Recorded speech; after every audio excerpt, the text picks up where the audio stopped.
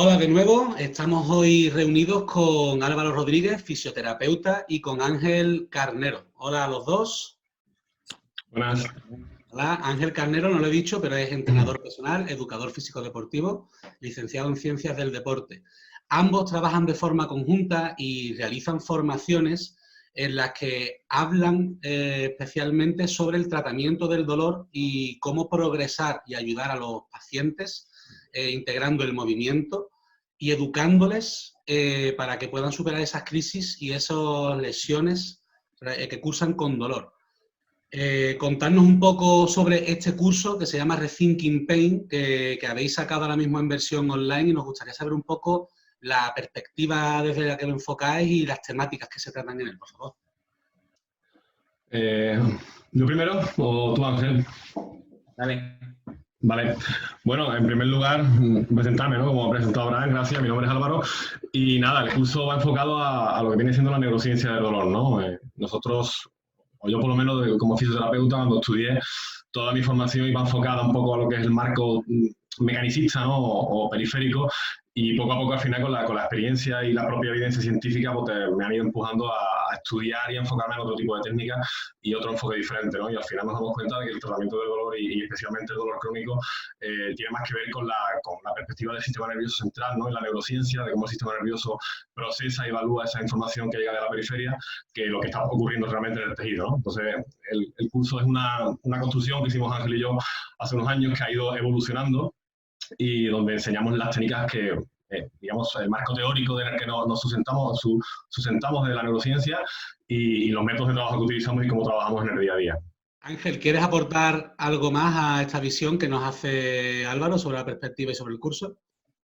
Nada, simplemente añadir que ante el mismo caso que Álvaro, es decir, un estudio que teníamos desde nuestra formación académica que no terminaba de dar respuestas a esas preguntas que teníamos cuando trabajábamos con personas con dolor, pues esa inquietud que hemos seguido teniendo a lo largo del tiempo es lo que nos obligó un poco a poner todo en orden y salió este curso.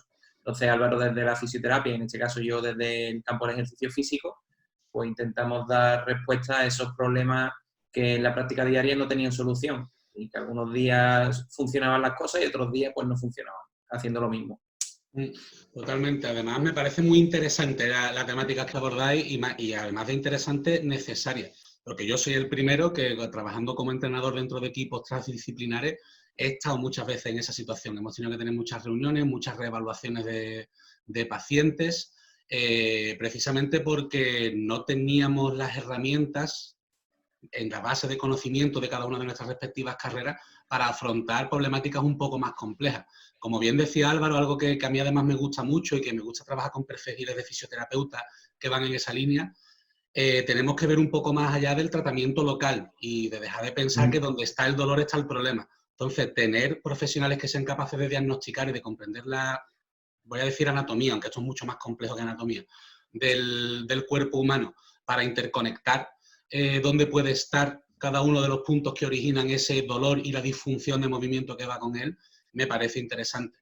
Y luego, escuchar también cómo vosotros sois capaces de conectar el trabajo de ambos departamentos, me parece también algo muy, muy interesante porque no todo el mundo sabe trabajar de esa manera. Entonces, creo que es súper útil la información que vais a poner encima de la mesa.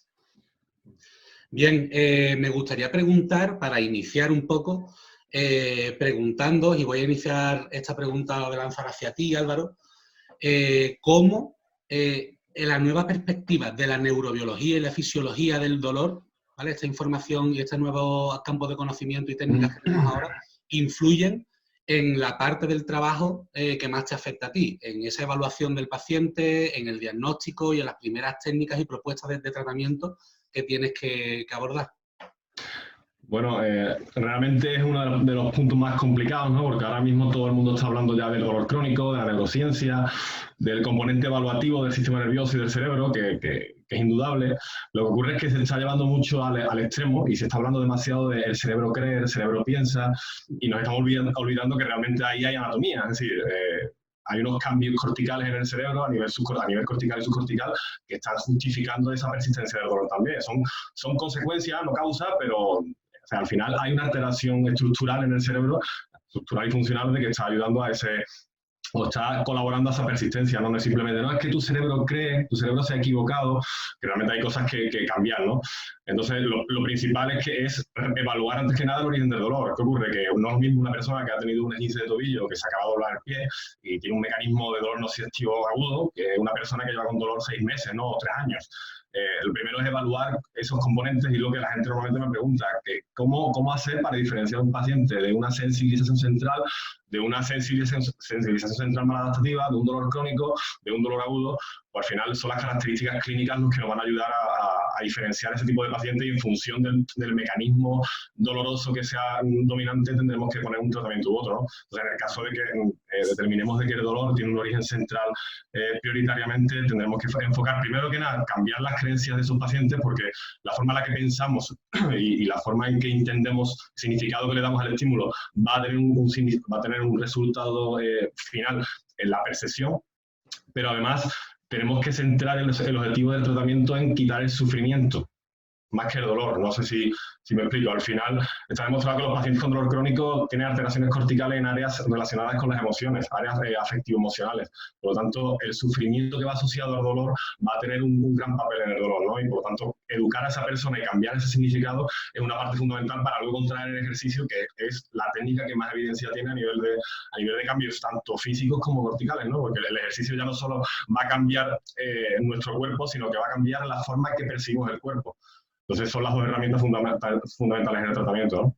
Bien. Respuesta muy completa. Antes de hacer algún matiz que me parece interesante en todo esto que comentas, voy a pasarle la pelota a Ángel para que complemente desde su punto de vista como entrenador cómo afectan estos nuevos conocimientos o estas nuevas tendencias en la neurofisiología del dolor, su trabajo, cómo los implementa él. Pues principalmente lo que peor llevo en este caso es no tener una base de conocimiento clara en cuanto a la actuación. Es decir, es verdad que no puede existir porque no puede haber una forma de trabajar con todo el mundo cuando todos los casos son singulares. Pero tampoco hay unos marcos teóricos que nos faciliten el trabajo, creo que ni a los fisios ni a los educadores físicos. Entonces, entender muy bien, hacer una muy buena anamnesis para poder cuantificar, en este caso, esos factores de riesgo que nos han podido llevar a esa emergencia del dolor, y poder entender un poco qué es lo que pasó en su día, y si ha sido un dolor de larga duración, un dolor persistente de 6 meses, como ha dicho Álvaro, y diferenciarlo de una persona que tiene una lumbalgia aguda simplemente por estrés mecánico. Entonces, es muy importante conocer cómo afecta en este caso eso al cuerpo, es decir, esa lumbalgia aguda, cómo afecta simplemente al sistema nervioso, y cómo evitar esos cambios del dolor persistente, que en este caso ya afecta, como ha dicho Álvaro. Más que buscar el cero dolor, quizás lo que tendríamos que buscar es el cero sufrimiento asociado al dolor, y entender que el dolor no se puede curar, que lo que hay que es aprender a manejarlo un poco, ¿no? Entonces, no solo por parte del ejercicio físico, como ha dicho Álvaro, no solo por la terapia activa, sino también esa labor educativa es muy importante para poder intentar que ya una vez que se pueda, por llamarlo de alguna manera, revertir esa situación que hizo la persona venir a nosotros, que no vuelva a caer en esa creencia de que ya tiene otra vez el problema que tuvo, y porque simplemente se parezca en la persistencia del dolor. Totalmente, es decir, en esa línea, y aunando un poco, comparto mucho de lo que decís, aprendo de otro tanto de lo que decís, y me queda un poco claro de que la experiencia del dolor no es lo mismo que el sufrimiento que siente o que experimenta la persona durante su proceso.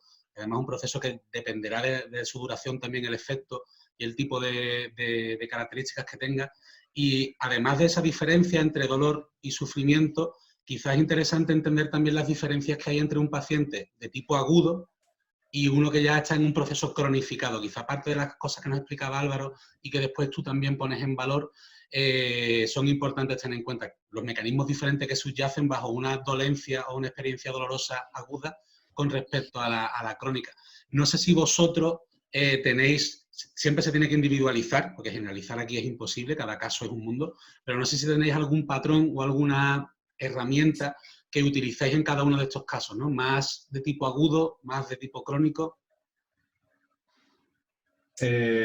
Hombre, en primer lugar, decir de que es que estamos hablando de dolor crónico, no aquí, sino en general. Hablamos de dolor crónico como si fuera una entidad. ¿Me explico? Y dolor crónico no es una entidad, es decir, es, como ha dicho Ángel, que quería también contestarle un poco o añadir a lo que ha dicho él, que lo que le da rabia es no tener un marco, digamos, fijo del que partir, y es que es imposible.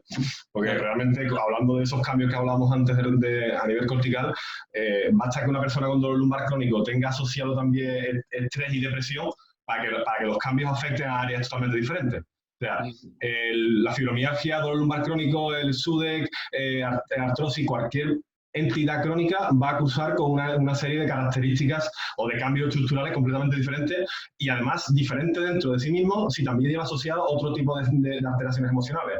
Por lo tanto, es imposible hablar de no, es que esta persona tiene dolor crónico. O sea, cada persona va a tener un montón de características diferentes. Al final, lo que se pretende, como hemos dicho, es intentar identificar cuál es el mecanismo dominante, ¿no? En el caso del dolor, si es un mecanismo agudo, al final vamos a hacer medidas de control y darle educación de control para que sepa cómo que tiene que gestionar esa fase aguda. En el caso de un dolor crónico, en función de las características de esa persona, al final lo que vamos a... Yo siempre hago una cosa en las entrevistas que es ir apuntando digamos, etiquetas o cosas que esa persona me está diciendo que yo veo que están mal reestructuradas o que realmente necesita que se la reconceptualice, ¿no? Entonces, intento antes que nada abordar esos puntos que veo que están fallando en la educación o que esa persona no entiende o puede estar influyendo en su problema, empiezo a abordar a partir de ahí y luego entro directamente en el movimiento si me lo permite. Y lo primero que hago es, dentro de todo el maletín, digamos, de herramientas que tengo para modificar síntomas,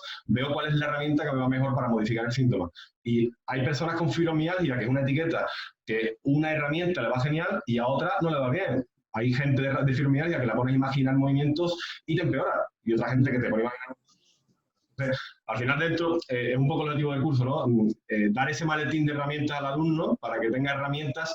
Y dentro de esas herramientas que siempre me dicen, ¿pero tú cuál utilizas primera? Pues no lo sé. Es que lo que hago es una entrevista, veo cuál creo que puede ir mejor y pruebo. ¿Que va bien? Genial. Seguimos con esa, que no, pruebo con otra.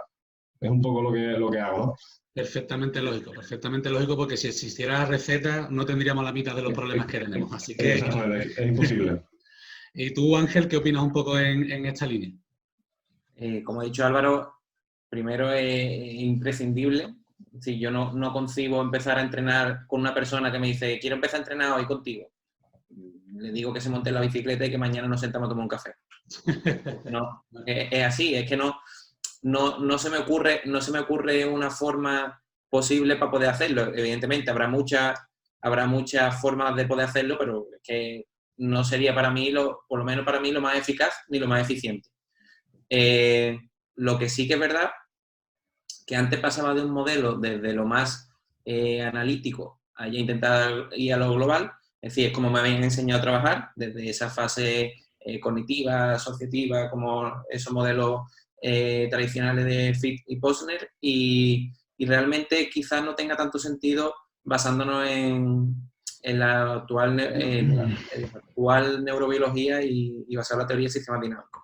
Cuando nos dicen, por ejemplo, que podemos conseguir similares activaciones electromiográficas o similares mejoras con trabajos más globales y que ayuda a poder, por ejemplo, intervenir en las comorbilidades que están asociadas a esa persona con dolor persistente. Si una persona con dolor no solo tiene una alteración del sistema nervioso, sino tiene una alteración a nivel endocrino, tiene una alteración a nivel osteomuscular y eso en este caso es importante trabajarlo porque tenemos poco tiempo con esas personas. Normalmente no tenemos 5 o 6 días con ellos, entonces tenemos que ser muy eficientes. Para mí, intento ir siempre desde lo más global e ir yendo a lo analítico si fuera necesario.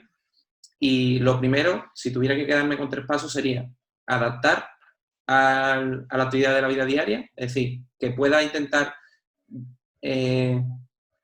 alterar su día a día lo menos posible y luego ir sometiéndolo a esa cantidad de estrés a la que la persona tiene que tolerar en el día a día. Si hay mucho estrés mecánico, pues estrés mecánico, y si no, pues simplemente una exposición gradual al ejercicio físico que sabemos que nos hace más tolerantes al dolor y menos sensibles, con el trabajo de fuerza y de cardio. Totalmente. Al final se trata de establecer, en tu caso, la estrategia que más garantías o más transferencia tenga a lo que es el contexto real en el que ella va a vivir. Fuera de tu sala de entrenamiento, fuera de la sala de fisioterapia, que de verdad se prepare su organismo para afrontar el estrés diario que está viviendo. Muchas veces hablamos que existe mejores abordajes o existen otros abordajes que no son el cat-camel, el pointer y el puente de glúteo, que son una maravilla, pero que se pueden quedar cortos, ¿no? A la hora de abordar cómo maneja un dolor del raquis lumbar, por ejemplo, ¿no? Bien, llegado a este punto, a mí me parece interesante que definamos, dentro de lo posible, no hace falta que vayamos con el diccionario en la mano, dentro de lo posible, ¿qué podemos considerar o cómo podemos abordar ese proceso de educación del paciente? Porque parece que al final es de las claves más importantes de todo este proceso, la educación del paciente. Entonces, por seguir un poco el mismo orden que estábamos llevando, no sé si quiere continuar Álvaro, explicando su punto de vista de cómo se afronta esta educación. Bueno, hombre, educación hacemos todos los profesionales, no solamente los de la salud y el ejercicio, sino también los profesionales de la mecánica, ¿no? Al final nos educan de cómo tenemos que conducir o cómo tenemos que tratar el coche, ¿no? La educación la hacemos todos los profesionales. Lo que, bueno, cuando hablamos de educación en dolor o de neurociencia del dolor, intentamos que, o se define más bien como el cambio de creencia desde una señal de peligro real o de daño en el cuerpo hacia un entendimiento de una señal de peligro potencial, ¿no? Y quitar ese hierro, ¿no? Esa gravedad del daño real que ocurre en el cuerpo. Lo que ocurre es que la forma en la que hacemos en la educación va a cambiar o va a tener que ver en función de las características del paciente, como hemos dicho antes, y de hecho un paciente con un esguince de tobillo, ¿no? El mismo ejemplo de antes, no se le va a dar la misma educación que a un paciente con fibromialgia de 5 años o de 10 años, ¿no? Un paciente con un esguince de tobillo, le vamos a la educación de que durante 2 días tenga el pie relativamente, o sea, en reposo relativo, con altura, que haga cierta isometría, movilidad sin dolor, que poco a poco vaya apoyando, y a una persona con fibromialgia pues le vamos a dar otro tipo de educación. ¿Qué ocurre? Que la educación se está enfocando, o la gente está cogiendo de guía el Explain Pain, que es el libro de Mosley, este tan famoso. Y yo cuando hice la formación mía en dolor crónico, que la hice en 2013, la hice con uno de los miembros del My Group y te enseñaban a hacer educación con unos capítulos, ¿no? En orden, en función de la sesión, ¿no? En la primera sesión se ve nocicepción y fisiología, en la segunda sesión se ve iatrogenia y no sé qué. ¿Qué ocurre? Que al final cuando te pones con el paciente y tienes tu guión, y le estás hablando del paciente, yo qué sé, las hernias de disco, el paciente te dice, no, es que yo tengo fibromialgia, a mí las hernias no me interesan. Y tú le dices, no, pero es que es lo que toca hoy. Una de las cosas fundamentales... Yo tengo mi temario y tengo que cumplir el temario. Claro, uno de los errores que se comete con el libro y uno de los errores que yo he cometido, como habrá cometido mucha gente. ¿Qué ocurre? Que al final con la educación lo que buscamos es un impacto emocional, ¿no? Porque para producir un cambio en la creencia tienes que decirle a la persona cosas que realmente le impacten y que sean relevantes en su día a día. O sea, si yo me voy a contar a ti cómo bailo flamenco y a ti el flamenco no te gusta, pues te vas a poner a pensar tú... ¿no? Entonces tengo que buscar cuáles son los puntos que a ti te van a interesar o crearte esa expectación en lo que estoy contándote para que tú digas, coño. Perdón si no puedo decir coño, ¿vale? Pero bueno, está bien. La cosa es esa, ¿no? Enfocar la educación de una forma que crees ese impacto emocional. Por eso te decía antes, yo voy apuntando siempre. Y antes hacía ese guión que me enseñaron que había que hacer y al final lo que he hecho es reestructurar mi forma de trabajar con el paciente y yo adapto. O sea, al final la conversación, la educación es un proceso dinámico y va modificándose constantemente. A lo mejor yo tenía pensado hablar contigo de las contracturas y al final terminamos hablando de, yo qué sé, de la columna vertebral o de la postura, porque por ahí ha ido la conversación, ¿no? Entonces, es un proceso que va modificándose constantemente en función del feedback que me va dando el paciente. Y cuando yo veo que esa persona me pierde la atención, que ya veo que no... Porque estos pacientes normalmente tienen mucha dificultad para prestar atención mucho tiempo, ahí es cuando cambiamos el entorno. Venga, nos vamos a la camilla a hacer ejercicio o nos vamos a la sala de hacer ejercicio y buscar ya la forma en la que podemos entrar en el sistema ese de movimiento. Sí, además, como dice, el tema de saber captar la atención de la persona es fundamental, sobre todo en ciertos casos. Tú además mencionas varias veces el tema de la fibromialgia. La fibromialgia puede ser muy compleja porque tiene varios factores, orígenes, que además suelen convivir. Y bueno, en situaciones similares a esa, no puedes pretender de una sesión oral de 1 hora, porque no es el camino. Ángel, ¿qué tal lo ves tú, ese proceso de educación con el cliente, paciente, en tu caso? va a haber como hemos dicho antes, con el medio del ejercicio físico, igual que la persona que llega el primer día a esa entrevista inicial o a esa valoración y no podemos poner a hacer ejercicio directamente, pues al final, visto un poco la experiencia, y aquí Álvaro me ha ayudado un montón porque fue la primera persona que me empezó a decir de la importancia, no solo de la educación como lo habíamos visto siempre, como ha dicho Álvaro, la educación tradicionalmente a lo mejor quizás estaba basada incluso más en quitar grados de libertad en la persona, en mantener la postura esta y no la agache para adelante, que a ver si te va a salir una hernia. Es decir, si la queremos poner algún marquito, antes estaba basada mucho en quitar grados de libertad, en quitar estresores, y ahora la forma de verlo para mí es ser adaptativo ante esos estresores.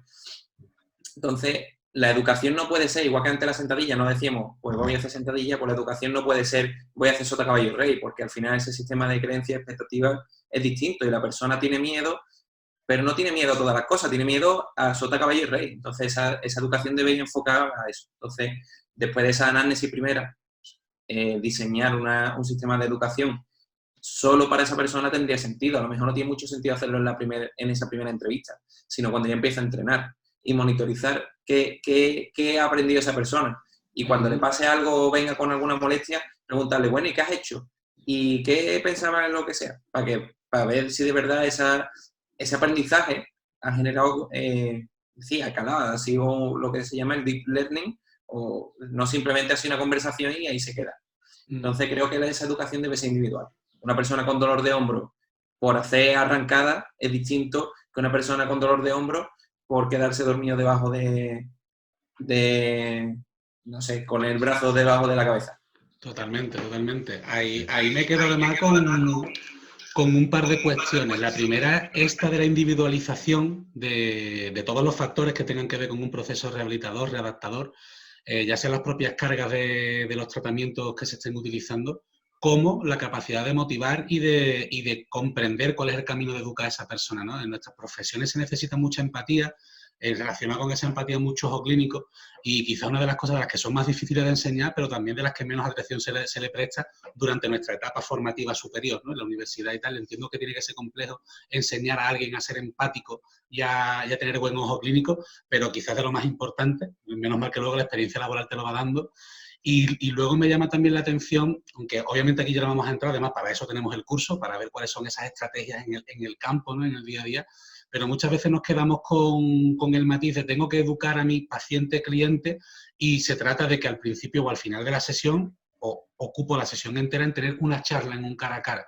Se puede educar mientras que se plantea un cambio en una tarea, planteando un constraint nuevo, a ver si le atrae o le crea aversión. Se puede jugar precisamente con los grados de dolor que puedan tener un rango articular concreto y enseñarle a manejar esos grados de dolor. Entonces, creo que hay muchas estrategias implícitas en el propio movimiento, en la propia terapia, que ya son educación y que no requieren de sentarse, entender, memorizar, sino de comprender mediante el movimiento y por la vivencia, ¿no?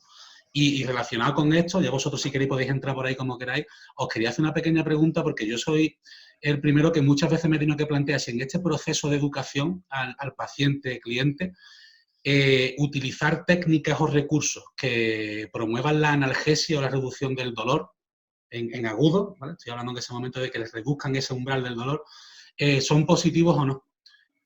Ahí os lo dejo, yo tengo mi opinión, que siempre va a estar depende, pero bueno, prefiero escucharos a vosotros. El maravilloso depende, ¿eh? yo tengo dos opiniones en función del problema. Es un problema agudo, es una persona aguda, porque yo tengo muchos pacientes, esto no es el típico que hace CrossFit, yo trabajo mucho gente de CrossFit, gente que viene mucho a la consulta y viene con dolor no nociceptivo, un dolor porque se han lesionado, porque se han doblado, tal, y ellos están más o menos educados, o sea, ellos saben, pues al final el dolor agudo, la educación tiene un factor importante y es porque tienen riesgo de cronificar, porque al final la principal causa de dolor crónico es el dolor agudo mal gestionado, ¿no? Entonces, en una persona con un dolor agudo que hay un mecanismo nociceptivo claramente, yo veo bien que se utilicen técnicas analgésicas, siempre que no comprometan ese proceso de recuperación, ¿no? Por ejemplo, analgésicos antiinflamatorios no esteroideos, ¿no? Es que me quita dolor, sí, pero es que la respuesta inflamatoria es necesaria para resolver la lesión, ¿no? Entonces, es contraproducente. Pero en pacientes cronificados, pacientes crónicos, no me gustan, porque estás dando dos mensajes diferentes, ¿no? Tú le estás diciendo que en la estructura no hay nada, que es un problema de procesamiento y que tenemos que producir cambios, pero después le estás dando una pelotita para que se la pase por el músculo. Entonces, ¿ahí hay algo o no hay algo? ¿Me explico? Sí. Entonces, bueno, en agudo me parece genial y creo que son herramientas, esas hay muchas más, pero en crónicos no estoy de acuerdo, aunque hay mucha gente que sí, ¿eh? Perfecto, quería escucharte, estoy más o menos alineado con lo que planteas, voy a escuchar a ver qué nos cuenta y ya... Yo creo que, como ha dicho Álvaro, es súper importante saber eso. Es decir, la persona, podemos hablar directamente de algún caso, la persona que viene a entrenar después de estar 4 horas de viaje, una persona que se dedica, su vida es ganarse el dinero conduciendo de un lado para otro y viene con una alteración proprioceptiva, que en este caso es aguda porque viene de estar con todo el peso del raki y con su isquio y su glúteo completamente presionado durante las 2 últimas horas, pues normal que la persona no tenga facilidad para la contracción de esos músculos. Entonces, utilizar esa herramienta, no de analgesia, pues a lo mejor no tiene ni que dolerle, o sí, pero que se pueden utilizar para generar alteraciones proprioceptivas, en este caso positivas. Ahora, en pacientes, como habla Álvaro, pues son pacientes o en personas que entrenan conmigo con dolor de larga duración, lo único que veo positivo de utilizar esa herramienta de analgesia es crear una ventanita que me permita hacer algo de ejercicio, porque hay gente que es que no permite hacer absolutamente nada. Esas personas que molesta todo y tenemos que empezar a romper ese círculo vicioso de algún lado, no debe ser buscada esa herramienta de analgesia como el tratamiento, sino en este caso lo veo como lo que me abre una pequeña ventana para que pueda empezar a hacer algo de movimiento y que en el medio plazo me va a generar eso, por ejemplo, si hay inhibición artrogénica por dolor en una articulación de muy larga duración. Entonces, sí que es verdad que el pasarse la pelota por el músculo no debe ser el objetivo de la terapia o el objetivo de la intervención. Debe ser lo que me va a permitir que la persona empiece a mover un poquito las rodillas sin molestia. Totalmente. Sí, al final yo creo que los dos perfectamente habéis cubierto un poco la intención con la que yo iba en esta pregunta. Lo primero, que no hay una respuesta clara, no es analgesia sí, analgesia no. Lo segundo, existen otras vías de producir analgesia o de reducir el cuadro doloroso en agudo que no suponen farmacología, que no tengo nada en contra de la farmacología, pero simplemente que sabe manejarla y que la persona no se automedique porque sí, que es uno de los problemas que nos encontramos en consulta. Después la diferencia, ¿no? Quizá en el crónico muchas veces el propio dolor te da un recurso de aprendizaje y de educación, enseñarle los rangos de movimiento, hacerle patente la mejoría que está teniendo porque se amplían esos rangos de movimiento o que es capaz de afrontar situaciones de mejor o menor o peor manera. A mí me ha ayudado mucho dejar que la persona que tenga dolor, no bloquear la señal dolorosa, sino utilizarla como parte del tratamiento, me ha ayudado. Pero luego existen estas excepciones en las que dice, necesito facilitar que la persona pueda realizar tratamiento. Realmente tengo una persona que, ya sea el tratamiento completo o esta pieza que es tan importante que no la puede desarrollar, me puedo apoyar en técnicas que pueden ser, el propio movimiento puede ser analgésico, pelotita puede ser analgesia, hay muchas técnicas de producción analgésica, cada uno decidirá la suya. Entonces creo que bueno, que la aproximación entre los dos puntos de vista, se nota que trabajáis de una forma muy coordinada y que había afrontado varios casos juntos, da la respuesta, ¿no? La lógica del trabajo del día a día ya te va dando la respuesta. Hay una cosa también que a mí me llama la atención o que me gusta preguntar, y es que me gustaría saber si utilizáis algún tipo de tecnología. A mí, dentro de la integración de conocimiento, me gusta hablar un poco de tecnología también, y quería saber si había algunas tecnologías que no tienen por qué ser realidad virtual 25K. Hay veces que tecnología puede ser un lápiz atado a una cuerda. Pero bueno, si hay algún recurso tecnológico que a vosotros os guste especialmente o que le veáis valor o que os aporte en vuestro trabajo. Álvaro, por ejemplo. Venga. Pues, ¿yo? ¿Me has dicho? Sí. Vale, yo trabajo con ecografía y con fisioterapia invasiva, pero en casos agudos, más de deportista, más que saliéndome de lo que es el dolor crónico. Después con dolor, sobre todo, ¿cómo se llamaba? El láser, ¿vale? Que no me acuerdo ahora mismo del nombre. Y el motion guidance. Y terapia de espejo, sobre todo lo utilizo. Después no tengo mucha más maquinaria, tampoco la he necesitado. También yo trabajo en un centro ahora mismo, porque antes sí trabajaba junto a Ángel y trabajábamos en un centro de entrenamiento y teníamos mucho más material, pero actualmente mi centro es un centro clínico. O sea, no abordo tanto la parte de ejercicio, digamos, ya en alta carga, ¿no? Entonces no tengo mucha maquinaria, ¿no? Va, perfecto, perfecto. No es imprescindible ni mucho menos las herramientas. No No, se dejan de ser herramientas. No, además cada vez yo trabajo con deportistas, pero cada vez me estoy especializando más en el dolor crónico porque es lo que realmente me gusta y me apasiona. Y realmente con pacientes de dolor crónico a veces no hace falta ni entrar en lo que es el ejercicio de carga, o al final, viniendo lo que decía Ángel al principio, tú al final vas a preparar a la persona a su día a día. O sea, una mujer de 60 años que está en su casa haciendo de comer, ama de casa, ¿para qué quiere hacer sentadilla con 60 kilos? ¿Le va a hacer falta realmente? Además, ahora con el confinamiento estamos viendo que no hace falta una barra y disco para poder entrenar. Aunque hay mucha gente indignada porque la gente está entrenando con tetrabric de leche en su casa, pero bueno, cada uno se indigna con lo que quiere, eso ya son otras cuestiones.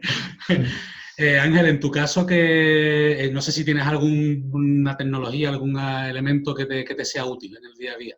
Pues igual que voy del ejercicio, podría anclarme a lo que hemos comentado antes, igual que voy del ejercicio global analítico, intento utilizar lo menos posible de tecnología. ¿Por qué? Porque uno de los objetivos que tengo con las personas, sea quien sea, es que tenga continuidad en lo que hace. Entonces, si yo me pongo a diseñar tareas donde sea dependiente de una herramienta, quizás eso reste continuidad a la posible acción luego o la posible repetición. Entonces intento que no. Evidentemente utilizo, si ya tengo que utilizarlo y con la preparación física de los deportistas que entreno, pues utilizo, no sé, desde toda la maquinaria que puedo tener en la clínica, donde trabajo, no sé, entrenamiento isoinercial, medidores de velocidad de ejecución, sistema de análisis cinemático, la oclusión utilizo la oclusión parcial de flujo sanguíneo, esos manguitos, pero claro, al final, si eso lo hago de primera mano, siempre voy a tener que ser dependiente. Y es lo que ha dicho Álvaro, un poco crear ese doble sentido de que la persona sea dependiente de ello. Así que tengo otra cosa que con este tipo de personas, como ha dicho Álvaro, sea imprescindible. Quizás una charla, un café y explicarle un poco por dónde van los tiros sea mucho más producente que utilizar un sistema de realidad virtual y que la persona sea dependiente de ir allí una vez a la semana en lugar de hacer, no sé, ejercicio físico de alta intensidad 4 o 5 veces a la semana sin ningún nada de material. De acuerdo, de acuerdo. Por último, y de forma breve, bueno, ya vamos consumiendo el tiempo que teníamos destinado a la charla, me gustaría preguntaros el último eslabón que se me ha quedado un poco suelto. Hemos hablado de temas un poco más biomédicos y de fisiología, hemos hablado del propio movimiento y cómo abordar la educación mediante el movimiento. Hemos visto ahora un poquito de tecnología y nos quedamos con que vamos a intentar que la persona sea lo más independiente posible, que tenga un proceso lo más autónomo y utilizar los elementos cuando realmente sean necesarios. Y me quedaba pendiente ese eslabón que es quizá el de la nutrición. Y os quería preguntar si para vosotros, no digo que es importante porque seguro que es importante, pero si tenéis el recurso de utilizar estrategias nutricionales con vuestros pacientes, clientes o no actualmente. Hombre, como hemos dicho, yo creo que la nutrición es muy importante, igual que todas las esferas realmente.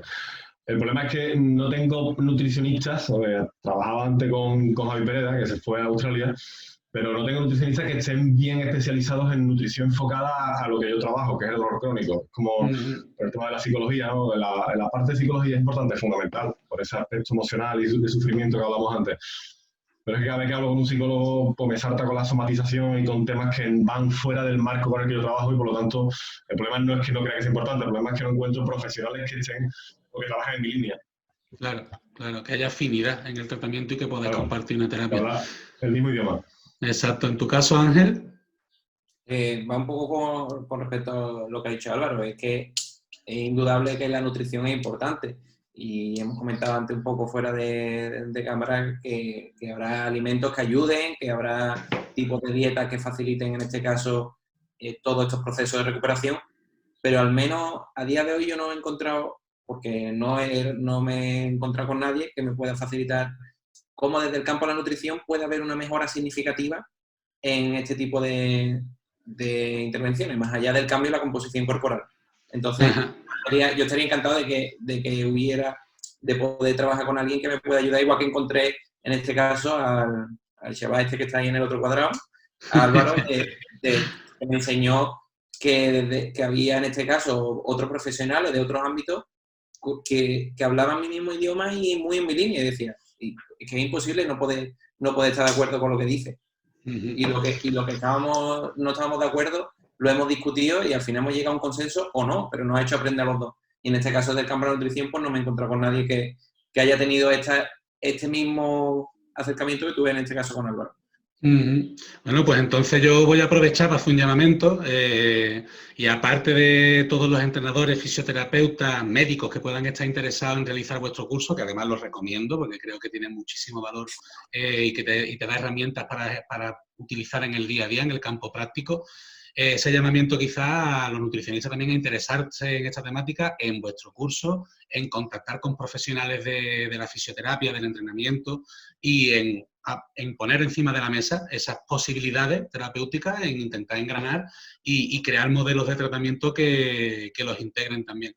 Yo tengo por ahí algunas nociones y experiencias en esta línea, trabajando con nutricionistas y haciendo asesoramiento en micronutrición. Hoy creo que no merece la pena entrar en eso, creo que puede tener hasta más sentido separarlo y quizá con vosotros y con otro profesional abordar el tema del dolor y cómo podríamos integrarlo y hacer una discusión, una mesa redonda. Así que ahí dejo yo el planteamiento y la invitación hecha. Ya os he cogido para una futura. Así que, bueno, por mi parte lo que me queda ya es agradeceros y decir que sé que es un privilegio tener un tiempo para charlar con vosotros y que podéis contar conmigo para estar atento al curso que vais a realizar, que por cierto dejaré la información por ahí abajillo en la información del vídeo y en el post que voy a crear al respecto, en el podcast también. Así que quien quiera información podrá visitar el enlace y matricularse sin ningún problema. Muchísimas gracias a los dos. A ti, Abraham. A ti, Abraham, como siempre. Bueno, pues un abrazo y hablamos muy pronto. Hasta luego. Un abrazo, hasta luego, Abraham.